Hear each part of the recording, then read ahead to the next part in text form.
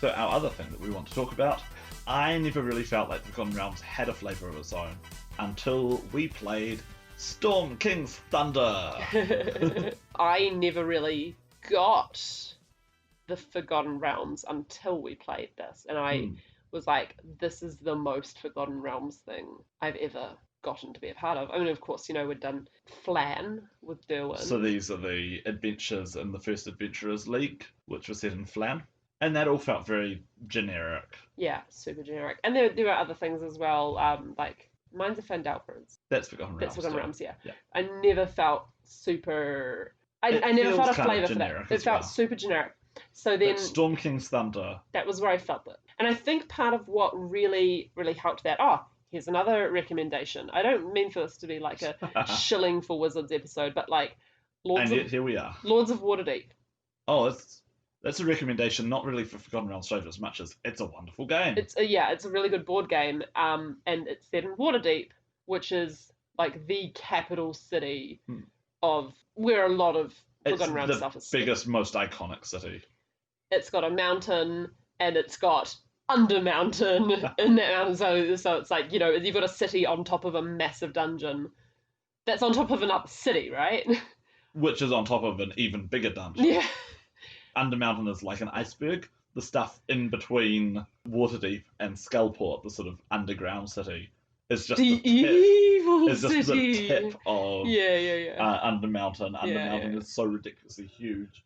And they have, of course, released an Undermountain book for 5th edition. If massive dungeon crawls are your thing, which they're not really our They're not our thing. But if they are, Undermountain is... Yeah, sort of like it's sort of like the Mines of Moria for Forgotten Realms, right? It's the classic thing. So I never really felt it until we got into Storm King's Thunder, and the reason why sort of it felt at the end, it felt like a Forgotten Realms campaign to me was because of the changes that we made to it. Well, a few things. Yeah. So I mean, we did change it. You changed it specifically so that my character was the chosen one, basically. So it's my observation that in a lot of the 5th edition adventures, there is a central character who the entire adventure pivots around. Irina in Ravenloft. Curse of Strahd. Not the villains. So obviously, Strahd is the main character, really, in Curse of Strahd. But there is an NPC who really should be the protagonist, but instead asks the PCs to do it all for them. Yeah. So in Ravenloft, yes, it's Irina, who is the victim of the vampire who turns out to be the reincarnation of his lost love. And wouldn't it be more interesting if that was the players? In Storm King's Thunder, a lot of the press... Spoilers from the spoiler notes. Spoilers! Yeah, goodbye. Just don't even... There's no time point to skip to, because this is just going to be all spoilers. In Storm King's Thunder, one of the big selling points they had going into it was that this was like King Lear with giants. That you had King Hecaton and his 3 daughters, the 2 wicked ones and the 1 virtuous one. And then King Hecaton has vanished because he was betrayed, and it's up to the players to save the day. And in the adventure as written, the players are a bunch of wandering adventurers with no real skin in this game who come in, solve the problem, and then go off again. No personal stakes. That's no fun. Who's the actual main character? Cordelia. It's the Cordelia character, Princess Sarissa. So I decided that Claire would be Princess Sarissa. She would be the one who was actually trying to solve the problem because she was secretly a giant herself. This was a lot of fun. Oh, we also used it as an opportunity to test their new rules for Favoured Soul Sorcerer. Yes. Which was so OP. I loved it. They since came out with more balanced rules. Yeah. But, well, when you've got one player only, it doesn't really matter if they're playing something that's a bit OP. When you've got a chosen one as well, like... And the Forgotten Realms make such a big deal about the gods and the chosen of the gods that having your player be the chosen of the gods, being someone who got to negotiate with major power players like Laeral, the Archmage of Waterdeep, the Open Lord of Waterdeep, and dealing with the Zentarum as much as you did. The Zentarum aren't actually a big deal in Storm King's Thunder, but it just kind of went that way. It just sort of worked out that way. Having the relationships that you did, it kind of became a sort of romantic fantasy game in the end. Yeah. So okay, so things that made it really Forgotten Realms. You made me the chosen one. I had all this to do with political intrigue and everything. It was a sweeping adventure across multiple cities and locations. That's part of the originals. That's what I'm. Yeah, no, but like that is. Yeah. I'm saying that is Forgotten Realms. Like, you want to be going on an epic adventure with multiple locations. Yes. Rather than like Ravenloft, which is very self-contained, claustrophobic. Yeah, yes. Forgotten Realms, you should feel the freedom. When we timed what was happening in game time, it took over a year for all these events to happen. Seems appropriate for Giants. Yeah, it was a massive journey. Also, that sort of fairy tale tone that we wound up having. Yeah, which we will get into why we had a fairy tale tone in a minute once we've I've got one more point to make. We had a couple of serendipitous encounters, and it just wound up we'll get into feeling like a fairy tale rather than fighting the giants directly. Yeah. And that contributed to the feel as well. And towards the end, the sheer power gaming. That's what I was going to say. That was my final point. Was in I'd come out of Ravenloft. I'd come out of before that, very low level character playing in Flan and stuff. When I got into Storm King Sunder, I was in Waterdeep, the hub of trade and everything. There were so many magic items flying around. It was insane, but it felt so good. I probably should have limited a bit more, but at the same time, it felt kind of cool. That when in Waterdeep, the biggest city in the D&D multiverse, that you would be able to buy some of these items a bit more easily. And you're in, this is peak Forgotten Realms, like. It should be a little bit of a power fantasy. Yeah. So, okay, how can we sum up some of the best things? The romance was also a part of that. You had your boyfriend character. True. You had your relationships with the different characters, and actually that focus on relationships. Oh, that was huge. Whether it was romantic or whether it was emotional relationships, that felt like a really big thing as well. So your relationship with Laeral as a sort of mentor figure. Oh, let's see, how many things can we sum up real quick? So I had my maidservant and constant life's companion, Ninya, my tabaxi best friend / who wound up being maid. A bit like Deadpool, and that she'd constantly be breaking the fourth wall and commenting on what was going on, and that was a lot of fun. She seemed to understand D&D mechanics that PCs shouldn't understand. You know what, actually, that sort of Forgotten Realms taking itself seriously, but not too seriously, is part of the whole sort of theme of it. It should be a little bit silly at times. So she was a monk, but she would constantly say, like, "Monk, what is?" Because she's just a cat. She's a cat. Yeah, like everything a monk can do, if you're not like an elemental monk, but everything that her certain branch of monk. Open hand? Right, yeah, open hand. Every single thing that they do, like, don't take damage from falling, look really cute, and no one is allowed to hurt you in a fight. Scratch very quickly in a short amount of time. Yeah. All of these things are just powers that a cat has. So she kept denying that she was a monk, because what's a monk? She's just a cat. Yeah. She saved my life from Laeral's armor that she gave me saved my life from a critical assassination on the streets of Waterdeep. And then we shot at the assassin, and then the assassin ran away, and you were like, "There's no way you can get him now." And I was like, "Hey James, Ninya can climb walls, right?" And she just like ran up the walls, caught up with the assassin within seconds, and took him out. And it was a lot of fun. The other thing that was really cool, though, was that each of the different giant layers, rather than being a dungeon crawl, each one played out in a slightly different way that felt a bit more like a fairy tale. We have to tell the first one, the hill giant one. We have to tell that the other ones. Yeah, we'll do that. We'll do. So the fire giants is very much like being little mice sneaking around this massive fortress. I don't think you fought a single giant in there, did you? Not until the end. We did get discovered, and we had to run, and I think we might have thrown a few ranged attacks, but we wanted to get the hell out of there. Yeah. They were building this massive monster golem machine. It felt like Mice and Ancient Mystics. war machine. It felt like the game Mice and Mystics, where I was just sneaking around, being so tiny. The cloud giants, that felt like Jack and the Beanstalk. Yeah. Yeah.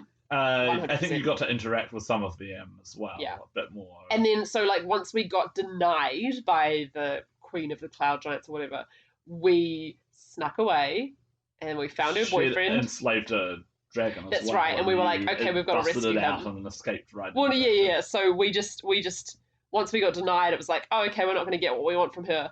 We were like, okay, sure, your boyfriend can escort us out of your castle. Walk away. No one else is looking. Okay, took him out in seconds, dragged him into hiding, and then like made our way through her castle, just taking people out as quietly and quickly as we could. Yeah, until we freed the dragon and got the heck out of there. There was, of course, actually another cloud giant who showed up, who was a lot of fun. Oh my god, Zephyros! Oh, Zephyros is the archmage who has a castle that wears a wizard hat on top of the castle. A floating castle in the clouds, a wizard castle. So and fun. He has affected his mental state by casting too many spells. And he was immensely fun. And there were other characters like him. And I think that was a part of another thing that made it feel very forgotten. There was a fire giant who was like a battle master. Yeah. Who was training himself out to be the best version of himself. It's like a Ronin.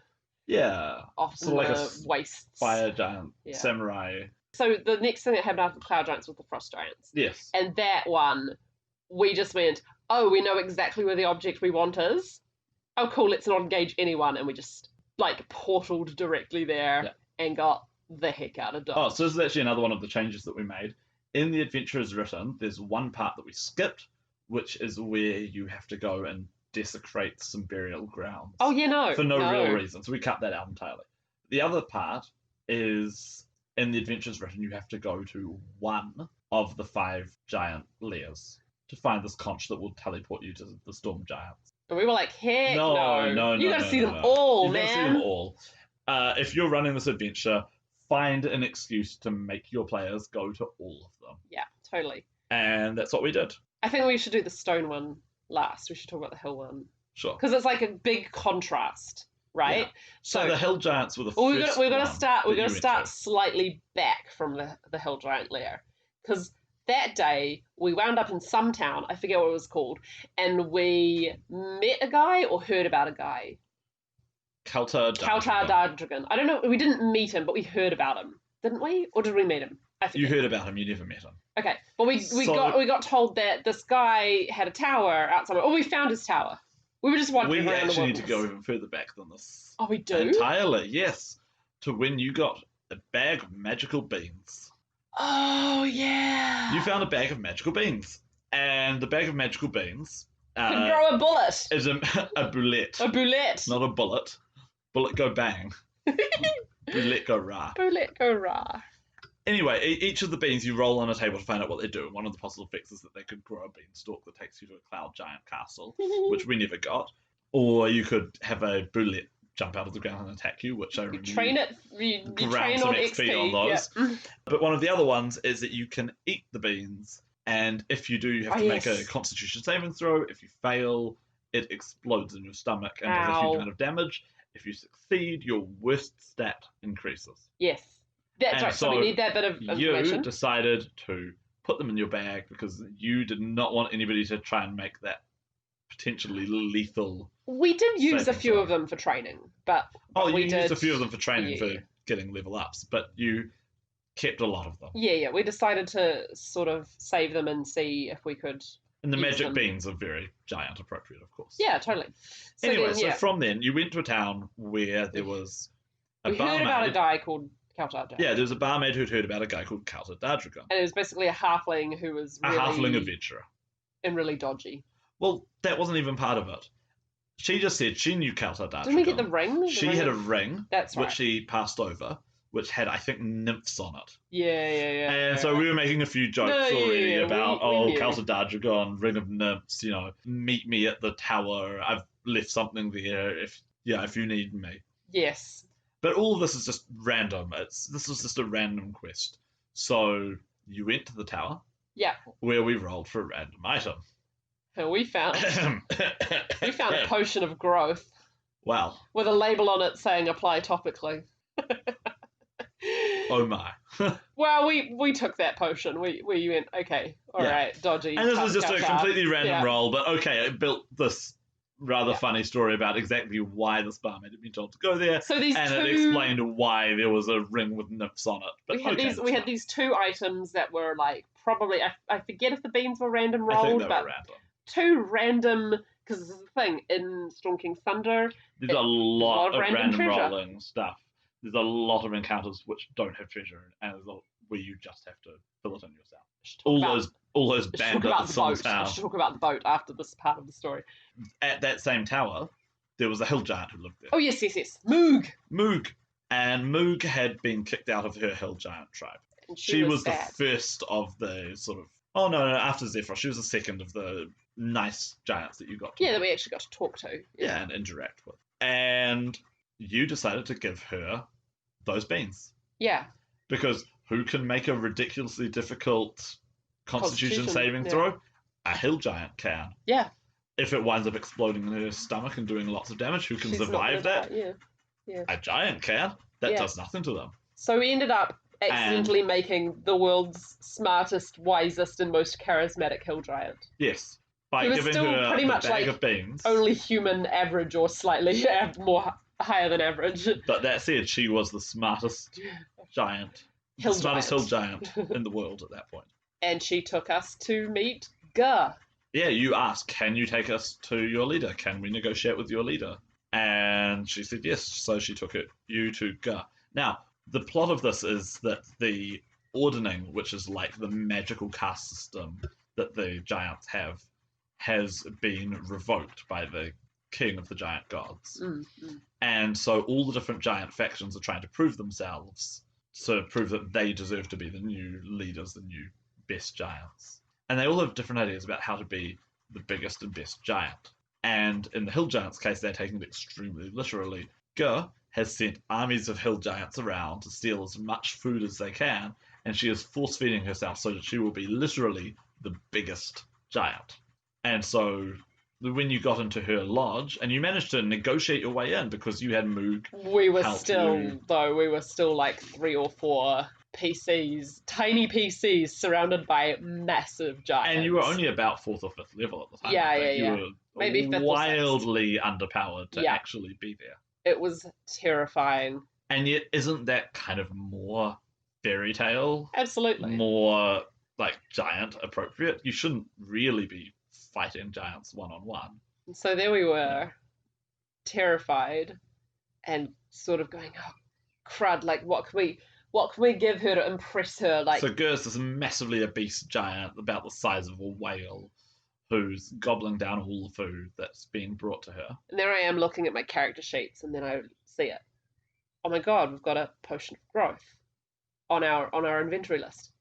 So we scramble that out. We find like a cushion or something to like put it on and arrange it like a nice gift, and we're like, great Gah, here is the potion of growth, and it will increase your massiveness.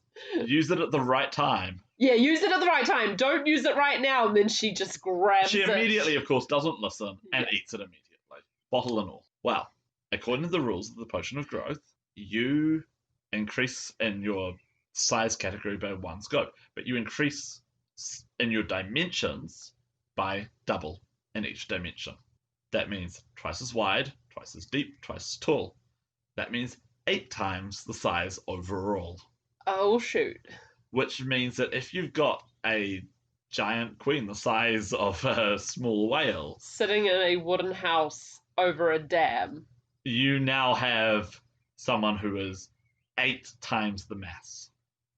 So we accidentally broke the Great Hall of the Hill Giants and accidentally did it. And drowned their queen. Yeah, Moog exploded the entire building. Gah exploded the building. You ran.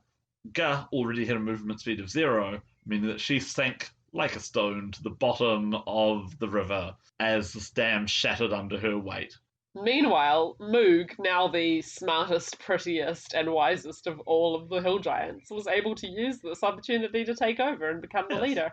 But so we had the things that happened, a friend. All of the things that happened were just Purely pure accidental. coincidence. Yeah. All of the items were randomly Was rolled. not planned at all. All the encounters, none of this was planned. It had this just sort of beautiful, happened. this beautiful fairy tale logic to it. That's a tale I'll always bring out for people. And that sort of fairy tale logic, I think, is another Forgotten Realms thing. Yeah. That sort of intersection of history and fairy tale, I think, is also very Forgotten Realms. And then contrast that with the final giant that we took on, which was the Stone Giant. The power level was completely changed. That one I soloed as a Storm Giant, cracking her head into the stone wall again and again, and then bringing her back to life to prove that I could. To prove that my power over life and death was absolute. And that your power as the biggest and fiercest giant was absolute. Yeah. So that was like the humongous difference in scale that made it a Forgotten Realms story to me. The other thing that we wound up changing right at the end, after you have dealt with the Court of the Storm Giants, in the original one, you just show up, you rescue King Hecaton, he says thank you very much, and then you go after the final villain, who was a dragon. In this version, of course, you became the new Queen of the Storm Giants, the Queen of all Giants.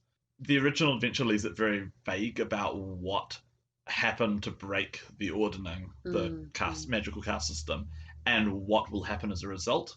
I made you decide what the moral was, what it all meant. And I believe you decided that all giants would be ranked on their personal accomplishments rather than their pure power level or their race or...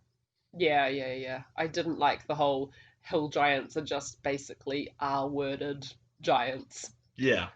Yeah. And so they're all individuals and they all have to strive for their own individual place. Yeah. Which felt like a nice resolution based on everything that you've found so far, and it really tied the whole thing together. But also, at this point in the main adventure, the PCs, having rescued the Storm King, then get given potions that turn them into giants for the final battle. Well, in this case, rather than this one-off power-up, you were a giant. Yeah. And I had a few giant friends with me. Rather than your supporting cast getting to turn into giants, all your giants that you'd made friends with throughout the campaign got to come back. And so the final battle had two different adventuring parties, basically. All the little people, but also Zephyros, and I can't remember the name of the fire giant anymore. Oh, God, it'll come to me. But also Moog, also Kaelithika, Harshnag, who shows up as an ally in the canon Frost adventure. Giant, yeah. The Frost Giant ally. And all my human friends as well, who I had so many connections. Except, alas, Umbro, my human lover, who I then found out was one of the assassins who originally killed me when I was a giant. Before you were reincarnated as a human. Yeah, killed me and my mother. And so he That secret was just a bit too much for the relationship. Yeah. But we still had Orcanthe, who was my bodyguard from when I was just a silly teenage noble in the city, who, though being a Goliath, had felt a deep affinity towards dwarves ever since finding, in a random roll again, a folding boat, which made by the dwarves. Well, we rolled up the random characteristics of this magical item, and it was a folding boat made by the dwarves, and when you use it, you felt an overwhelming sense of guilt. So we decided it was the Catholic dwarven boat that every time he used it, he just felt felt like... sense of shame about not being quite good enough. Yeah, your gold pile isn't big enough. There was also Halani and Harrietta, our lesbian wizardess princess, elf princess, and paladin, human paladin, and they were so cool. And they had that same sort of feel of the fairy tale, princess and knight, and the knight. What else did we have? I'm sure we had one more and that sort person. of romantic feeling to it as well. Yeah, totally. Yeah, even though I had the tragic romance, they had this just this lovely little courtly romance. Very courtly. I'm sure we had another person, or am I thinking of Harshnag? I don't know, maybe it's because I'm just used to having so many characters for that final in my battle, games, you did have so many. And I mean, that final battle was absolutely ridiculous in scope. It was huge, obscenely overpowered. And massive party, and you were taking on a blue dragon and her army of remember that cohorts. purple worm? Was it one or how many? It was one. One purple worm purple showed worm up through the showed desert. up. Boom! It went down in one turn. One round of combat and it was gone. It did manage to kill Kaolithica. It did, but then we brought it back. And it meant that, by the end, you felt like you were a part of the world. Oh, yeah. Not just passing through. Oh, massively. I felt like such a part of the world. I think... Taking your throne, but also making that ruling about what it meant to be a giant from this point forward. Yeah. Establishing diplomatic ties, fighting the Zentarum. Oh, yeah, with the big fight with the Zentarum, where I angered the Zentarum so much that they tried to kill me. That assassin story from earlier, that was them. And then I just kept peeving them off, the local leaders, peeving them off so much that in the end we had to make a deal with a dragon that she would take over. So we helped her do a coup on the local Zentarum chapter. The problem I was having was that every time I threw some assassins at you, you'd win. And so at a certain point... Either the Zents have to bring it, I had to absolutely bring it, or the Zentarum are pointless. Yeah.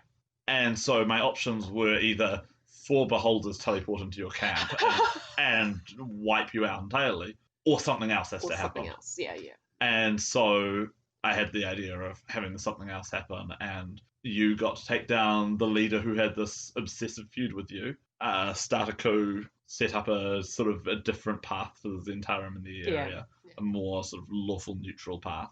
If we've reached the end of this, I think there's just one more thing I want to mention before we wrap the episode up. Yes. There was one character in this who has become a meme for all of our D&D games. Oh, right. He has sat in the background, fourth wall breaking, commenting on all of our adventures ever since. There's this point where you've come out of you've come out of a certain dungeon where big revelations happen, and you can come out and meet with a band of people on a airship. Yeah. Because basically it's just a mechanic because the area you have to travel is so ridiculously huge. And remote. The designers decided that they would give you an airship so that you could travel around much more quickly. And the people are like, hey, we came here as emissaries of the Dragon Klauth. Old Snarl, I think is his nickname. He is the biggest, baddest dragon of them all. Yeah, and he wants you to have this airship, no strings attached. He just wants you to come and visit him after your adventures are over. In his old stats, he used to have wands tied to his wings so that he could fire his wands while doing anything. It was just ridiculous. Also, I think on Mighty Ape you can buy a statue of him that's like $1,000. It's this massive dragon curled around an entire castle. So, but the thing is that when I first heard his name, Klauth, or is it supposed to be Cloth? I don't know anyway. Yeah. When I first heard his name, I laughed because to me it sounded like someone trying to say Klaus with a lisp. And so ever since then, Klauth has been, he's been like a overweight red German dragon in my mind. Just... Yeah, very campy. Why don't you come visit me up in my cavern on top of the world, yeah? Come on, just come for a visit. Nothing's going to happen, honest. Just want some friends, yeah? One day we're going to have... We're going to have to. Klaus is going to have to show up. I don't know what I want to happen. It also became a running gag of is Serarak is in the Tomb of Annihilation? Klaus could deal with this. Yeah, he's challenge rating 27. I could totally he could solo the entire thing. I could totally deal with that, yeah. If I could be bothered. I kind of like the fact that there is this one dragon who everyone doesn't want to mess with. It's just, he is the biggest and baddest. And he doesn't want to come... It's the same thing we were saying before about wizards as nuclear weapons. This is a dragon who is himself a living nuclear weapon. Well, that's everything we've got to say about the Forgotten Realms. Do we have any other plugs that we want to say at the moment? So our live stream is over. We did a 24-hour gaming live stream last week. Thanks everyone who watched us. Thanks everyone who donated. But the thing is, the donations are still open until the 31st of December. So if you want to donate to support Heart Kids New Zealand... Or if you want to do your own live stream. Let us know if you do your own live stream and we will support your cause. check out our Apprentices of Tyrania live stream every Thursday night. We've got at least 3 more episodes, really. I'm hoping to get it wrapped up by then, but if we stumble into any more fun plot hooks, then it might go We'll longer. see what happens. Oh, then that can all be found on twitch.tv/SkyBearGames. Check out our Discord if you're not there already. Yeah. We are just finishing the current storyline, and we'll start our next ones as soon as we decide what it is. So now's a great time. We've got a few dangling plot threads that we can use there. Now's a great time to join in if you want to roll up a new character. Wonderland Nights has just been re-released. Yeah, recently with full voice acting. So check that out. I'm working on the Chinese translation at the moment. And the team. No ETA yet, but soon we will have the fully voice acted remake of The Nine Lives of Nim. Nine Lives of Nim. That should be done by I was going to say the end of the month, but that's a fortnight away. Let's say end of the year. Oh, it'll definitely be done before the end of the year, for sure. So that's coming up. That's very exciting. You can also buy Dragons of Tyrania, the Double Cross Adventure and the Introductory Guide on itch.io. And I'm just wrapping up a few loose ends to put it on Drive-Thru RPG. Wonderful. There's quite a few hoops to jump through for that one. Oh, yes, there are. And very soon, I will be starting work again on the Dragons of Tyrania campaign setting. To kickstart it next year. So that's exciting. I feel like I'm ready to get back to that. Yeah. I haven't decided quite what format it's going to take yet, so that's something I need to figure out. But I'm keen to get back to work. I think that's everything. Okay, thanks, guys. It was great to have you on board for another night of listening to us ramble about our games. Learning with me, because I didn't know a lot of the stuff that we just talked about. And even that's just a quick overview of the Forgotten Realms. There's so much more we could talk about. There's so many different countries and areas and storylines and characters and, well, there's a lot. Okay, so signing off. Keep gaming.